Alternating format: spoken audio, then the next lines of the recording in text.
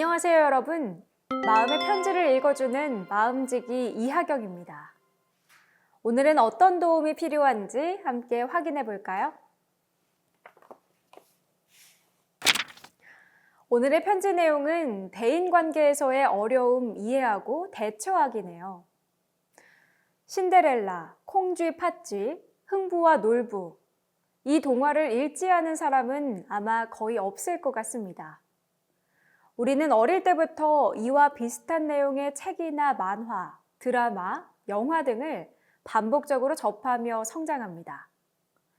그 과정에서 대부분의 사람들은 선한 일을 하면 복을 받고 악한 일을 하면 벌을 받는다는 것, 즉 권선징악의 가치를 도덕적 판단 없이 그대로 내면화하죠. 이렇게 자란 우리는 벌을 면하기 위해 대부분의 상황에서 선한 결정을 내리며 살아갑니다. 물론 그렇지 않은 이들도 있지만 적어도 공동체 구성원 대부분은 그렇습니다. 우리가 공동체를 형성하고 그 속에서 서로 도우며 안정감을 유지하며 살아가는 것도 그 덕분입니다. 하지만 안타깝게도 불운한 일은 그 사람의 선악과 무관하게 일어날 수 있습니다. 범죄 피해도 마찬가지입니다. 물론 가끔은 범죄 발생의 피해자가 어떤 식으로든 기여한 점이 있을지도 모릅니다. 하지만 분명한 것은 그가 범죄의 피해자가 된 것은 순전히 악의를 품은 누군가가 그 사람을 표적으로 삼았기 때문일 뿐입니다. 그 어떤 실수나 잘못도 범죄의 표적이 되어도 당연한 이유가 될 수는 없습니다. 실수나 잘못을 범해도 운이 좋으면 불운한 결과가 초래되지 않을 수 있으니 말이죠. 그래서 범죄의 책임은 오롯이 범인에게 두어야 마땅합니다.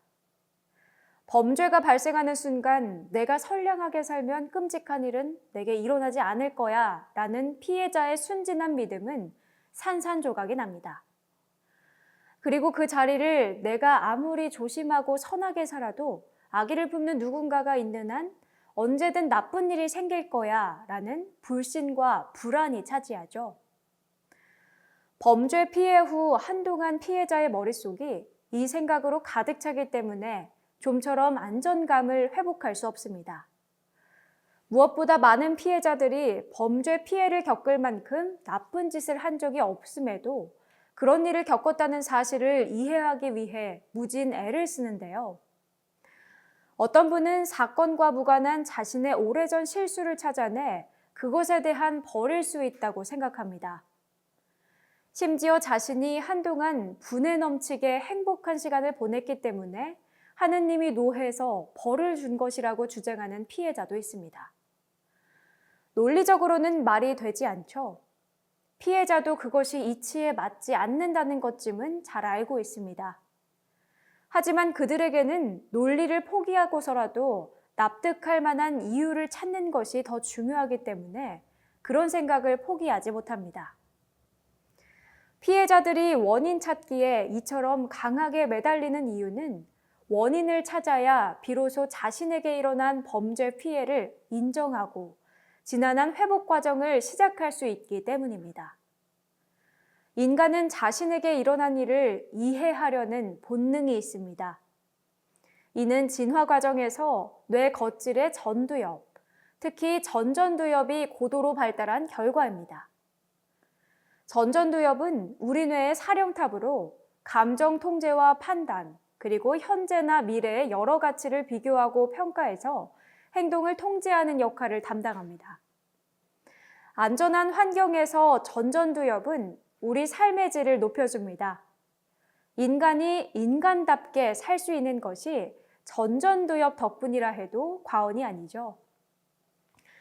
하지만 범죄 피해와 같은 트라우마적 상황에 놓이면 전전두엽의 깊이 있는 사고 기능은 사건 기억을 곱씹게 만들고 불안을 해소하기 위한 강박 행동을 초래합니다.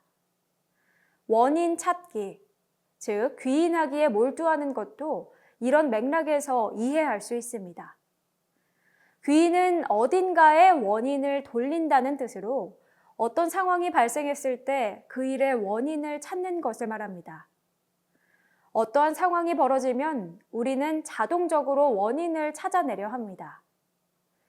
그리고 트라우마 상황에서는 원인을 자신에게 돌리면서 후회하고 반성하고 그 대가로 통제감을 얻으려 하지요. 자신에게서 원인을 발견할 수 없으면 어떻게 될까요? 특히 사회구조나 문화적 요소 등에서 원인을 찾아 분노하고 그 대가로 정당한 분노를 통한 사회적 모순 해결이라는 의미를 발견할 수 있습니다. 우리는 탓하는 것을 나쁘게 생각하지만 사실은 그렇지 않습니다. 물론 늘 남 탓을 하거나 늘 자기 탓을 한다면 문제가 되겠죠. 하지만 남용하지 않는 한 트라우마적 상황에 놓인 개인에게 탓하기는 회복에 도움이 될 수 있습니다. 그렇다면 범죄 피해의 원인을 그 어떤 것에서도 찾지 못하면 어떻게 될까요? 통제감도 의미도 발견하지 못하고 온통 불안하고 초조하며 나쁜 일이 다시 발생할 것에 대한 두려움에 시달릴 수 있습니다. 그에게 대인관계는 더 이상 안전한 것도 즐거운 것도 아닌 게 되겠죠. 여기서 중요한 것은 한 명의 피해자가 반드시 하나의 귀인 양상만 드러내는 것이 아니라는 점입니다. 대부분의 경우 사건 후 시간이 경과함에 따라 귀인 양상이 바뀌곤 합니다. 처음에 자책했다가 이후 세상을 향한 분노를 드러냈다가 얼마 뒤 다시 자책하는 양상을 보이기도 하고 한 시점에서 자책과 분노와 죄책감 등이 혼재돼 드러나기도 합니다. 이 모두 범죄 피해로 인해 손상된 인간에 대한 믿음을 회복하기 위한 과정이므로 자연스럽게 받아들일 필요가 있습니다. 범죄 피해자의 사건 후 대인관계 양상은 사건 전, 중, 후의 경험에 따라 편차가 매우 크게 나타납니다. 누군가는 사건 이전과 유사한 대인관계 양상을 유지하지만 누군가는 과거에 알고 지내던 사람들과 절연하고 연대를 형성할 수 있다고 지각된 낯선 사람들과 새로운 관계를 형성하기도 합니다. 또 다른 누군가는 사건 이전부터 알고 지내던 사람들과 어울려 지내지만 이전과는 다른 방식으로 관계를 맺기도 합니다. 모든 관계로부터 스스로 철수되어 고립된 채 지내는 피해자도 있습니다. 권선징악적 가치를 강하게 내면화한 사람이라면 주변 사람들이 자신의 범죄 피해 사실을 알게 되는 경우 자신을 범죄를 당할 만큼 악한 사람으로 낙인 찍을 것을 두려워하며 대인관계를 스스로 회피할 수도 있습니다. 이와 달리 든든해 보이는 누군가에게 과도하게 의존하려는 시도를 보이기도 합니다. 자신의 판단력에 대한 확신이 들지 않기 때문이죠. 피해자가 과잉 의존한다고 느끼는 경우 부담을 느끼고 떠나는 사람도 있지만 피해자를 돕는 구원자 역할을 자초하는 사람도 있는데요. 그 경우 구원자는 피해자에게 자신의 태도와 방식에 따를 것을 은연중에 많이 요구하기도 합니다. 이때 과잉 의존 상태에 있는 피해자는 건강한 독립이 어려워질 수 있고 최악의 경우 의식하지 못한 채로 가스라이팅 상태에 빠질 수도 있습니다. 물론 일시적인 의존은 종종 큰 도움이 될 수 있습니다. 하지만 자신을 누군가에게 온전히 맡기는 것은 자신과 타인 모두에게 득이 되지 않습니다. 대인관계에서는 나와 타인의 경계를 유지하는 것이 가장 중요합니다. 범죄 피해 트라우마를 입었다고 해서 그 중요성이 흐려지는 것은 결코 아닙니다. 혹시 분리 개별화라는 용어를 들어보셨나요? 태아는 엄마 뱃속에서 성장하다가 대략 10개월이 지나면 좀 더 넓은 세상으로 나오게 되죠. 아기가 육체적인 맥락에서 탄생하게 됩니다. 하지만 아기의 내적 세계는 어머니의 자궁 속에 있을 때와 별반 다르지 않습니다. 대상관계 이론가들에 따르면 이 시기의 아기는 자신과 세상을 구분할 수 없는 상태에 있습니다. 하지만 하루 이틀 지나면서 아이는 어렴풋하게 자신의 경계, 즉 피부 바깥 세상에 무언가 있음을 깨닫기 시작합니다. 이후 신경계의 발달과 다양한 경험을 통해 아이는 자신과 보호자가 분리된 존재임을 깨닫게 되고 보호자로부터 분리되어 개별화되어도 자신의 존재가 파괴되지 않고 유지될 수 있다는 확신감을 갖게 됩니다. 그 과정에서 깍꿍놀이와 나잡아봐라 같은 놀이를 수없이 반복합니다. 이런 놀이들은 상대방이 사라졌다 나타나는 경험을 반복하게 함으로써 중요한 누군가가 눈앞에 보이지 않아도 나는 안전하게 존재할 수 있고 누군가가 잠시 사라졌다 해도 다시 나타날 수 있다는 인식을 갖게 하여 나와 세상에 대한 안전감을 익히게 도와주죠. 보호자가 아이의 이러한 노력을 격려하고 지지하며 적절한 돌봄을 안전적으로 제공하면 아기는 자신이 독립적인 개체임을 깨닫게 됩니다. 이를 심리학에서는 심리적 탄생이라고 하며 이를 위해서는 출생 후 약 3년의 시간이 소요됩니다. 심리적 탄생 후 아이는 보호자가 슬퍼도 자신은 슬프지 않을 수 있고 보호자가 잠시 화가 나더라도 곧 다정한 사람으로 돌아올 것이라는 믿음을 유지할 수 있습니다. 자신의 책임은 자신이 지되 남의 책임은 오롯이 남에게 돌 용기도 가지게 됩니다. 즉, 자기와 타인의 경계 혹은 울타리와 공간을 인식하게 됩니다. 물론 만 3년이 되자마자 갑자기 이런 능력을 완벽하게 가지게 되는 것은 아닙니다. 기초공사가 끝났을 뿐이죠.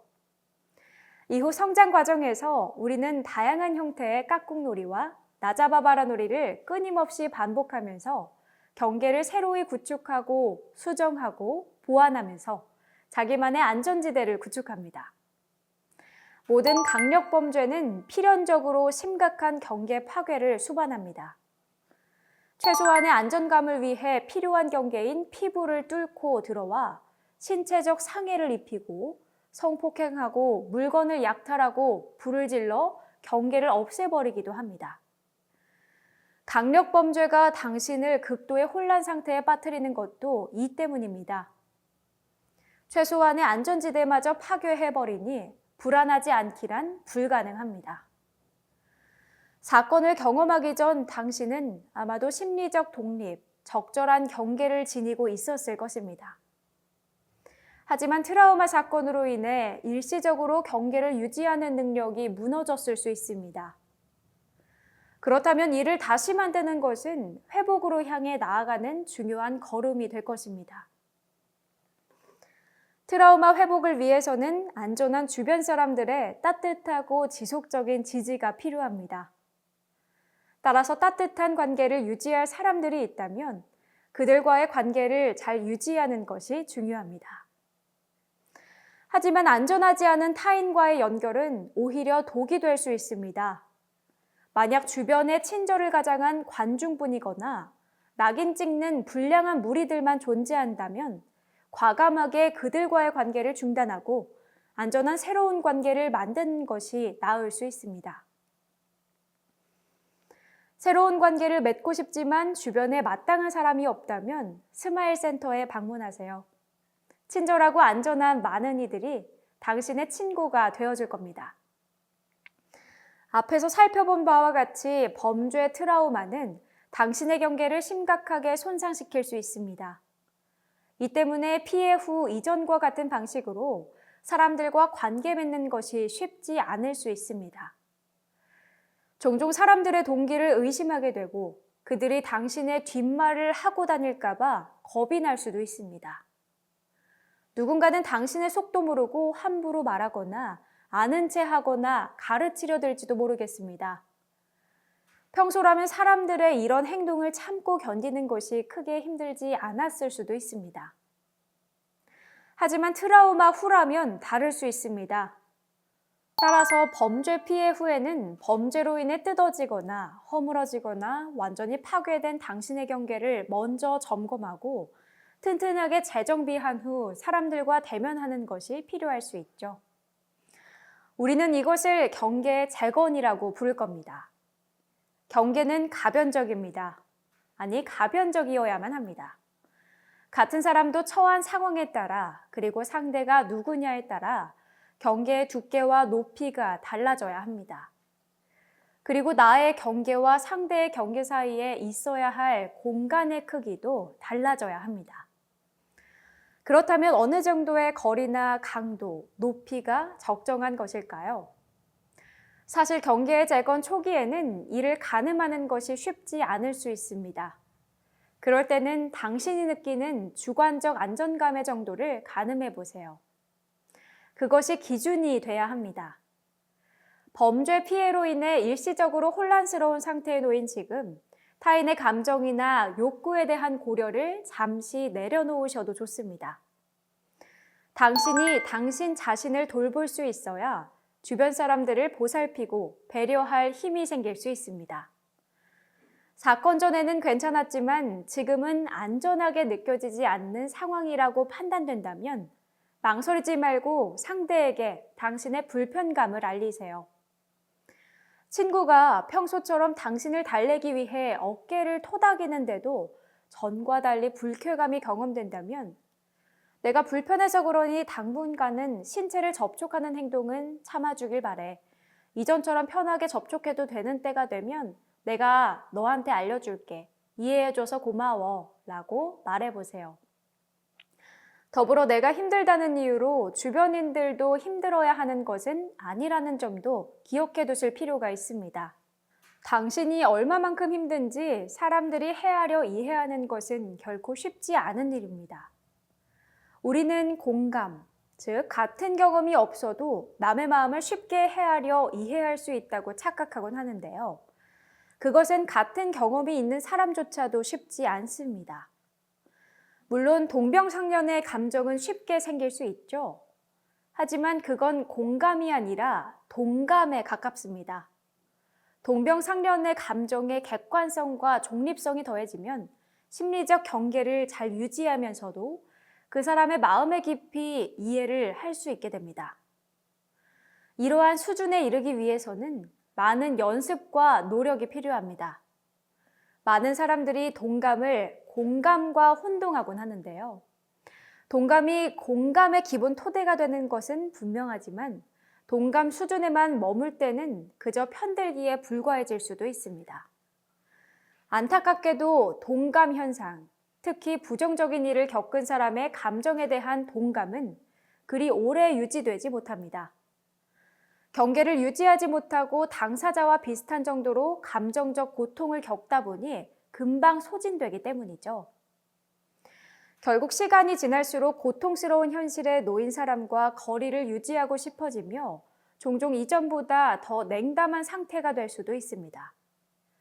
유쾌한 사람이 인기가 좋고 항상 부정적인 태도를 보이거나 우울하거나 화난 듯 행동하는 사람이 인기가 없는 것도 같은 이치입니다. 앞서 말씀드린 분리, 개별화 개념을 떠올려 보세요. 나와 남은 같을 수 없습니다.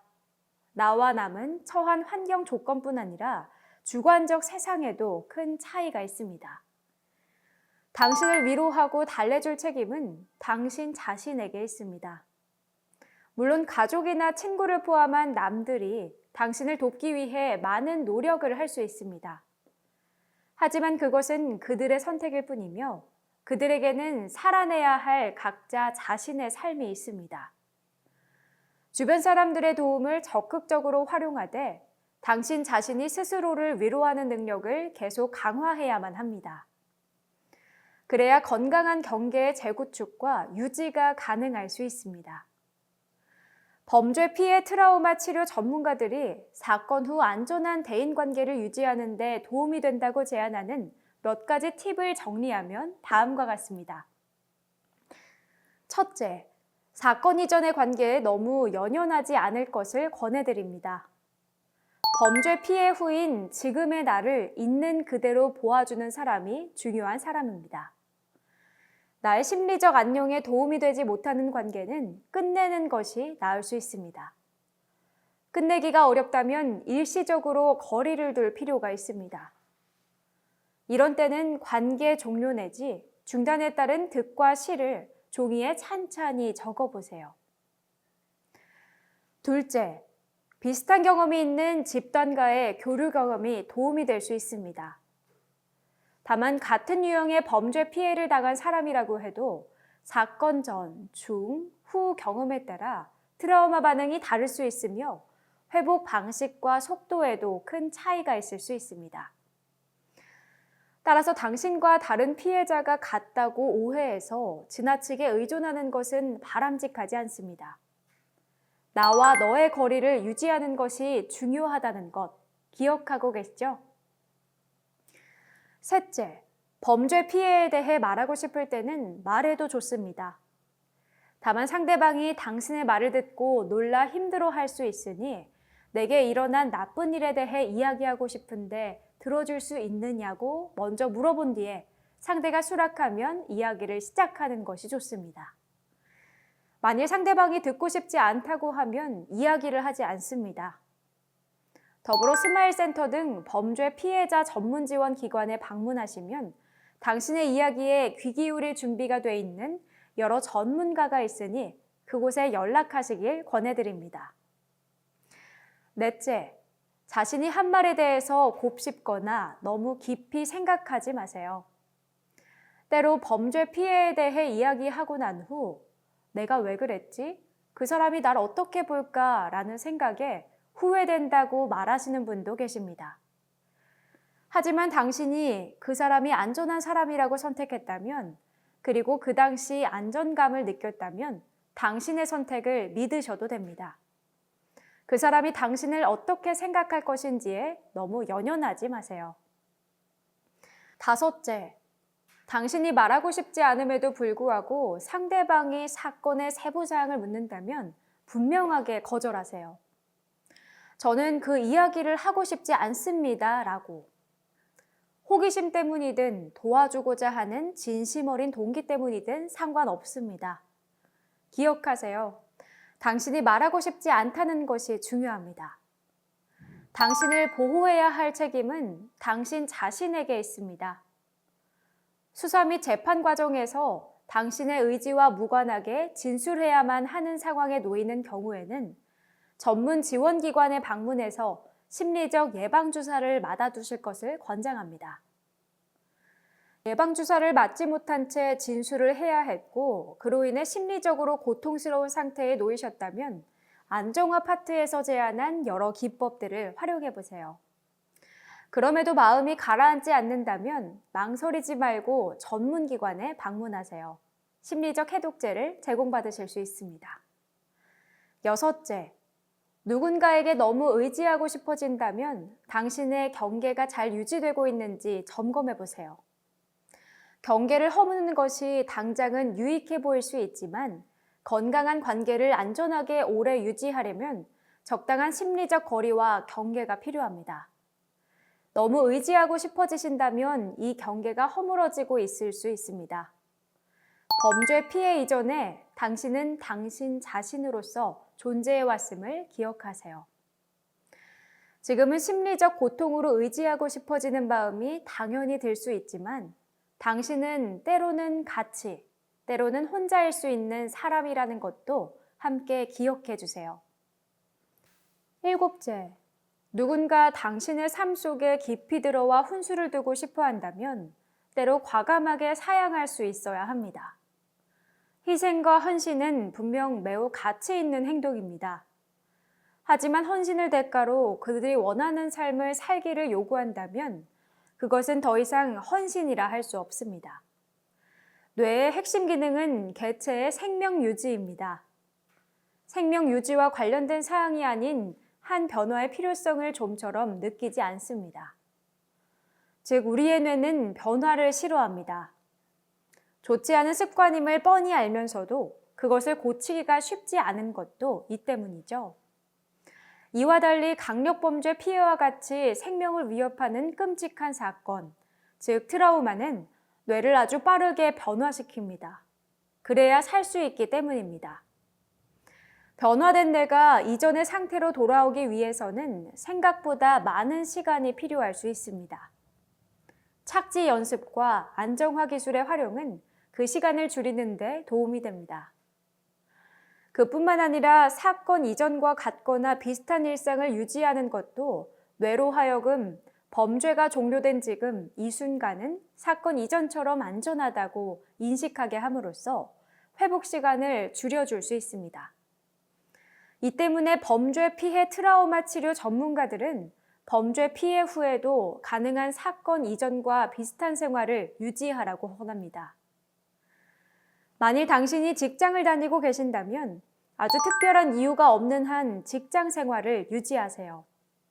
신체적 손상에 대한 치료가 필요하거나 사건 발생지가 일터라서 출근하면 트라우마 후 스트레스 반응이 극도로 높아질 가능성이 높은 경우에는 당연히 병휴직이 필요하겠지만 그렇지 않은 경우에는 일을 조금 줄이거나 단축 근무를 하더라도 가능한 직업 생활을 유지하는 것이 당신의 삶을 재구조화하는 데 도움이 됩니다. 갑자기 하던 일을 모두 그만두는 경우 남는 시간 동안 사건에 대한 생각에 시달리며 더욱 고통스러워질 수 있고 그나마 만나던 직장 동료마저 만나지 않게 됨으로써 사회적 연결감을 느낄 수 없게 돼 우울감이 심해질 수 있습니다. 사건 이전부터 하던 취미 생활이 있다면 그건 역시 조금씩이라도 다시 시작해 보세요. 해당 활동이 사건과 관련이 있어 불편하시다면 다른 취미를 찾아보는 것도 좋습니다. 스마일센터에서 제공하는 다양한 취미 프로그램에 참여하면서 사회적 유대도 쌓고 몰입하는 경험을 통해 내면을 치유하는 경험을 자주 해보는 것을 추천드립니다. 주기적인 가족 모임이나 종교 활동, 친구 모임 등도 완전히 중지하는 것보다는 어느 정도 유지하는 것이 바람직할 수 있습니다. 물론 그렇게 만나는 이들 중 누군가는 당신에게 함부로 낙인을 찍고 상처를 줄 수 있습니다. 하지만 그 사람들은 당신이 무엇을 하든 하지 않든 그런 행동을 합니다. 당신 때문이 아니라 그들 자신이 그러고 싶어서 하는 행동이니까요. 그러니 조금 더 용기를 내보세요. 낙인 찍는 이들 속에 당신을 진심 어리게 염려하고 지지해 줄 수 있는 사람이 숨어 있을 수 있습니다. 당신이 낙인 찍는 이가 두려워 관계를 완전히 차단하면 진정성 있는 아군을 만날 기회는 사라질 것입니다. 결국 적군만 가득하게 되겠죠. 단 범인이 잡히지 않았거나 재범 또는 보복 범죄 가능성이 높다면 일상생활 패턴을 이전보다 안전한 방향으로 바꾸는 것이 좋을 수 있습니다.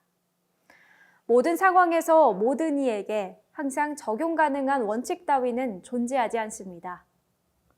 인간은 사회적 존재입니다. 혼자 살아갈 수 없다는 얘기죠. 인간은 필연적으로 타인과의 연결감을 느낄 수 있어야 생존할 수 있습니다. 어떤 연구 보고에 따르면 사회적 연결이 부족해지면 우리 몸이 매일 담배 15개비를 피우는 것과 같은 충격을 받게 된다고 합니다. 범죄로 인해 인간에 대한 기본적인 신뢰감이 손상된 지금도 당신은 여전히 사회적 존재입니다. 지금 당장은 새로운 관계 형성은커녕 이전에는 친밀하고 따뜻했던 관계를 유지하는 것마저도 쉽지 않을 수 있습니다. 너무 서두르지 말고 당신의 경계를 재정비하고 천천히 관계를 회복해 보시기 바랍니다. 당신이 원한다면 심리 전문가들이 당신을 도울 것입니다.